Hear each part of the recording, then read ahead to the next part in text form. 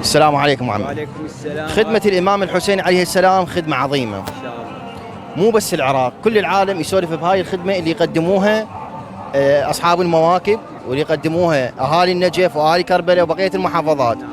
سولف لنا عن هاي الخدمة اللي يقدموها، وش وقت بديتوا؟ أنا أقول شو يلا مشكلة. تفضل. بسم الله الرحمن الرحيم.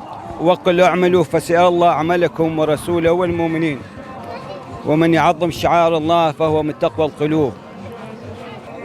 الإمام علي عليه السلام يقول: يا شيعتي لا تنطقون باسمنا وأنتم تخالفوننا.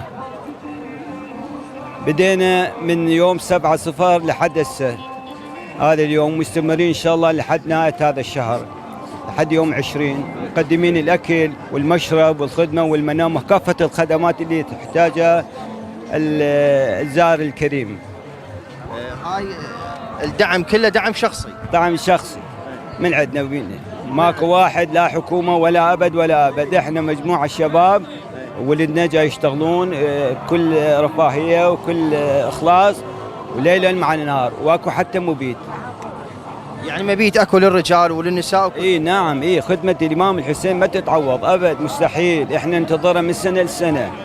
السلام عليكم. وعليكم السلام ورحمة الله. سولف لنا على هاي الخدمة اللي تقدموها لهاي الملايين الزائرين اللي هسه احنا نشوفها من بداية النجف إلى كربلاء المقدسة. أحسن. وهاي الخدمة اللي تقدموها دعم مالي، يعني العفو، الدعم المالي شخصي حكومي بالي من جهة ثانية. بالي. بسم الله الرحمن الرحيم. ومن يعظم شعائر الله فإنها من تقوى القلوب.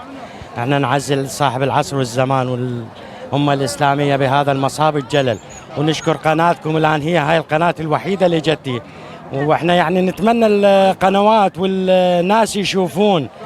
فاحنا موكب الإمام موسى الكاظم باب الحوائج من نجف الأشرف، نقوم بالخدمة 3 وجبات من غير العصريات، بعد شوية همات عندنا تقديمات كذا.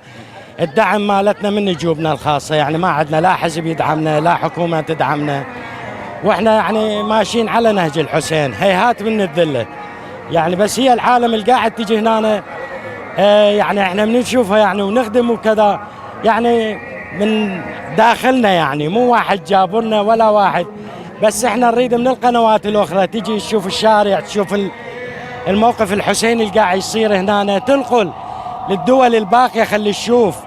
يعني ترى الجاي من غير بلد لهنا مو جاي لفظه، يعني جاي، يعني هذا شرف إلنا، احنا بنقوم بخدمة الزاير، نقوم بخدمتكم، يعني هاي فخر إلنا احنا، واحنا نشكركم مرة ثانية. اي والله نشكركم. الآن اللي يقدم هذا الشيء واللي يوصله للعالم، هذا حاله حال خدام زوار الحسين، واحنا نشكركم ورحم الله والديه. مأجورين ان شاء الله، الله مأجورين. الله يخليك.